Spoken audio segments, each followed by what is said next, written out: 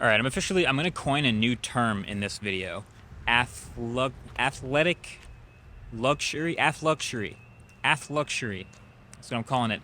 Okay, so I've spent the last week or two living with the Bentley Flying Spur S. And it's a hybrid version. And it's a really interesting hybrid for two reasons, actually. But first, remember the end of the last video when I said I did something a little bit different in this video and I didn't want to tell you guys what it was to see if anyone noticed?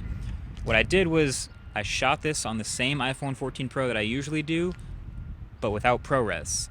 Just because it's the only way I can get this external microphone to work. And nobody noticed. So I'm going to keep doing that because I think it sounds much better.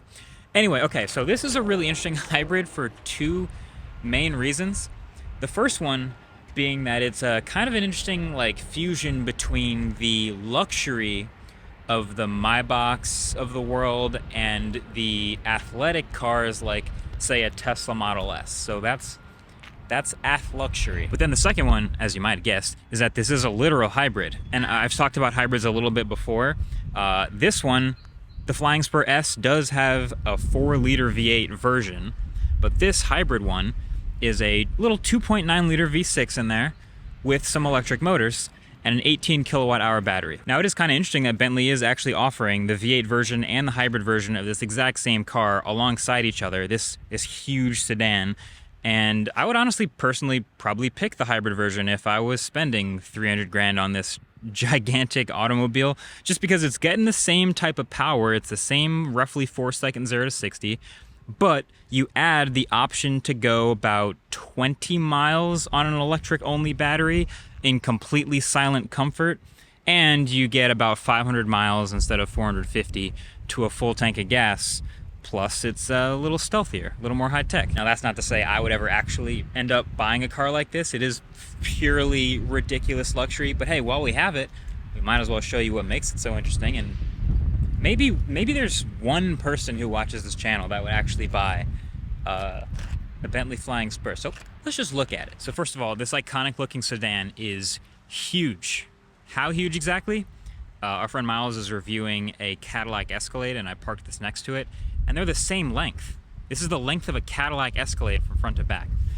But there's a lot of details and things that make it so iconic looking. I mean, you've got this sort of a flying spur shape for ventilation here, the Bentley logo, this huge black grille, which does have a camera up front for the 360 view, and then the sort of iconic headlights, which look like chandeliers. I mean, I've never seen this much crystal detail in headlights before, but that's definitely a look Bentley customers are into. You've got this big black line dividing the right side from the left side, which kind of looks really cool. And then these huge 22-inch front and back wheels and pretty big brakes. And you might already know about this, but since this is the S version of the Flying Spur, a lot of the chrome pieces of trim that would normally be really shiny are now black trim, which is cool. So black trim down here at the bottom. This is black trim. Also the headlights, I should mention, black trim around those circles. But I do appreciate that aesthetic. Also, I want to point out these door handles have black on the top, and instead of opening out like you might expect, they open up, which we'll get to the interior in a second. We'll move down to the back half here, where you do have this one here is your electric for the plug-in, because it is a plug-in hybrid. Weirdly enough, the car must be off and in park to open this. And then the other side is your gas cap, which can be opened electronically from the front of the car. And then, of course, you do have a pretty sizable amount of space, so this is a good opportunity to show you the key. Big old Bentley logo there, a lot of chrome. You hold that down, there goes your storage. It's not a ton of space. It's not as much as you would have if this was a fully electric sedan. And honestly, I'm starting to get curious about what a fully electric version of the Bentley could look like. They don't have one yet, but that could be really cool. But, you know, you can fit golf clubs.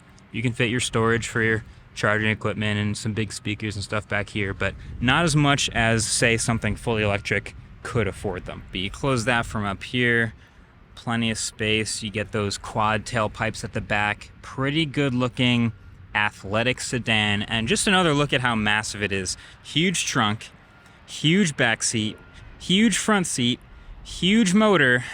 Look at this. This thing is gigantic, but you know what? It's all about the inside. It's a Bentley, after all, so let's show you what I've been sitting in for the past week. So this is the driver's seat. Here we go. It's about to get ultra wide.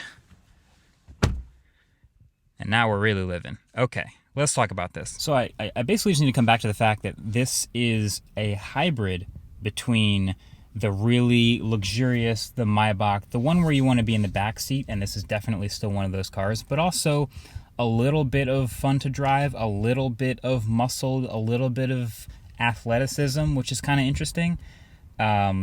But Jesus, there's a lot of chrome and a lot of old school luxury looks in this interior here. I'm just going to show you the sheer amount of chrome and buttons in here. This feels like the opposite of a Tesla interior.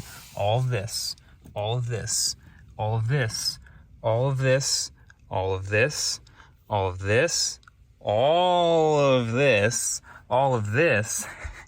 You overwhelmed yet? There's a lot going on here. Okay, I'll start with the start button. I hit the start button. Pushes me up in the chair. This screen comes to life.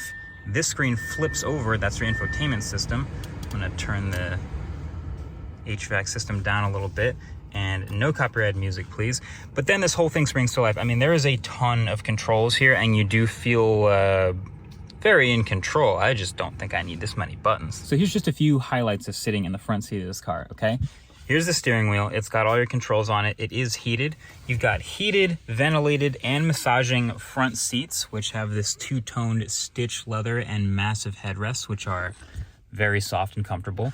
You've got this screen behind the steering wheel, which is completely digital for your tach, but then this screen as well, which can switch over to not being a screen at all, actually being, what is this? Your outside air temperature, a compass, and a stopwatch.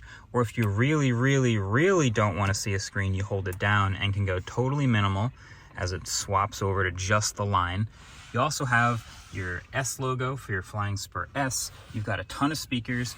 You've got a little bit of storage space in here, but that's kind of it. All of this is going to be taken up by electronics, and this is where your smartphone goes, kind of awkwardly placed behind the gear shifter on this wireless charger. It's got wired CarPlay via this USB port right here, or that one if you want. And then all of these ports for airflow are controlled by pushing in or out to let the air flow through, which is kind of nice. If you push it back, no air, pull it out, there's your air. It's got all of the sunroof controls you could possibly imagine, thanks to this split sunroof behind me and over the passengers in the back. And again, really not that much storage. I thought this would like open or like give me some sort of cavity space. It's just a moving armrest. Just moves up like that. No storage. If this is electric, I'd expect a lot more of this to be opened up, but you gotta put the battery in the drivetrain somewhere, so that's solid. I will say, even though this is a pretty crazy, plasticky, fingerprinty, chromy area in the middle of the car, you've got your drive selector here. It makes perfect sense what this does: sport, Bentley, comfort, or custom. Your drive selector has got some felt on the side, but moves up and down, so that's reverse, forward, drive, and or manual back. And all the HVAC controls are here, which make it pretty easy. So I can't complain that there are all controls here, and this is pretty cool. Even the sunshade stuff, your heated and cooled seats. But this just feels like it's gonna look really cheap over time, and I don't know, that feels like a pretty obvious thing, but a lot of cars still do this glossy plastic thing. So yeah. But this is for sure a car I would want to be driven in, just like the Maybach. So I'm gonna show you the back seat.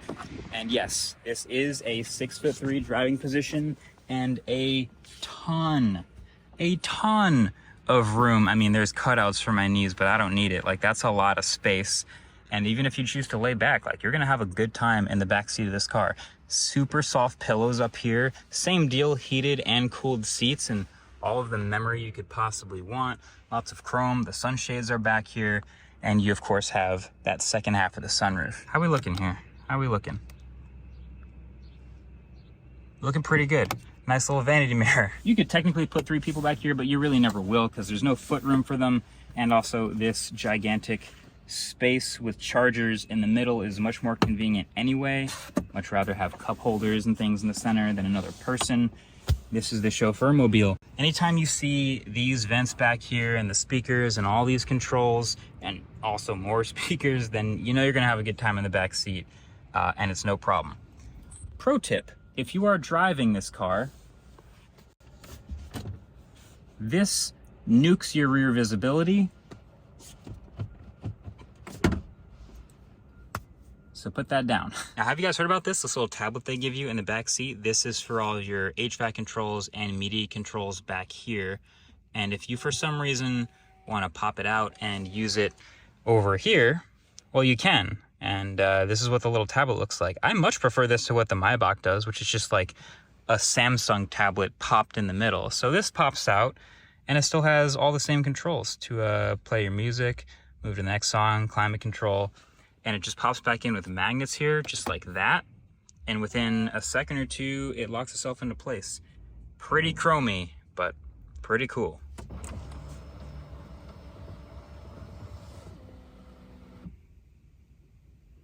That's nice. But anyway, let's get back to the front of this behemoth, just because these doors are so rock solid and it's so quiet back here. But I don't think that most people buying this car are thinking about what it's going to be like to have fun, spirited driving. I think they're mostly in it for the luxury and the space and the status of owning a Bentley. But now that I have driven it, I can tell you about it. And that's why I kind of use that luxury hybrid word. Basically, this car drives kind of the way it looks, which is it's kind of just like a long forward straight moving thing, and it will do well in a straight line. Given it does have lots of chassis floating and rocking back and forth, but you can put it into sport mode and it will use the electric motors plus the V6 to give you as much power and juice as you can. I think more interestingly is the different drive modes. So let me flip this over and actually show you what the different drive modes do. So you've got hybrid ready here, which is great. Then you flip the screen around and you can actually go to hybrid and choose between EV drive, hybrid, and hold. It's telling me I have 8 miles of range left, and this is my typical efficiency, which is pretty good, but you can legitimately get 20 plus miles of EV range from that 18 kilowatt hour battery. And if you use EV drive mode, it will mostly default to that quiet, silent, efficient EV driving. You use hybrid mode, then you'll start to switch back and forth between them a little bit. And if you use hold, you'll mostly be using the engine and you will slowly start filling up that E-range with battery. Although I've noted that's basically with mostly regen, and there does not appear to be any regen control. So when I let my foot off the accelerator, this car coasts like a normal car. And when I put my foot on the brake, it starts to add regen and then starts to blend in friction braking. And there's no controls over how that works here at all. So you just kind of have to get calibrated to the way that Bentley has made it. Now the rest of this UI is pretty classic, like old school, not very good. Right now this is Bluetooth connected to my Android phone, so it's just for audio, and I much prefer CarPlay over this experience, which is why people love having CarPlay on cars like these, is because like they give you software, but come on, do you really want to navigate around using like this could be from the 90s basically. So you can float around in here and mess with settings and change things like the heads-up display, which is really, really good in this car, and turn on and off things like raising your suspension, blind spot assist, and change those on a per mode basis. There's also a pretty corny night vision toggle, which will on the tiny screen in here show you an infrared heat map, but it's just a tiny little thing down here, and by the time you see something on that screen, you've probably seen it in real life, so it's not particularly useful. But I mean, the speaker system in here, really good. It's focused near the middle of the car by default. I'd move it up to the driver because it can sound banging in here. And just generally, like, I don't really have too many complaints about like the daily livability of a car like this. You'd expect it to be really quiet, really smooth, super comfortable. You basically float over potholes in the comfort setting, and that's the way it should be. So yeah, for your $300,000, the way this one's optioned, it starts closer to 200, but for the price of this car, you'd expect it to be good, and it is. But you start to see similarities with other cars that can do things like Tesla Model S, Porsche Panamera, maybe something that's 100 grand less that isn't a Bentley does the same sort of stuff. I just want to see what an electric version of this would be like. Like, this is what I was thinking about with Cadillac, right? When Cadillac's first EV came out, it was the Lyriq, and that's fine. It makes sense to make an SUV because that's what America mostly buys, but how obvious is a Cadillac EV Escalade? It's going to be huge, it's going to be smooth, it's going to have a lot of space. That's what people want out of vehicles like that. And that's the way I think of giant luxury SUVs or cars like this too.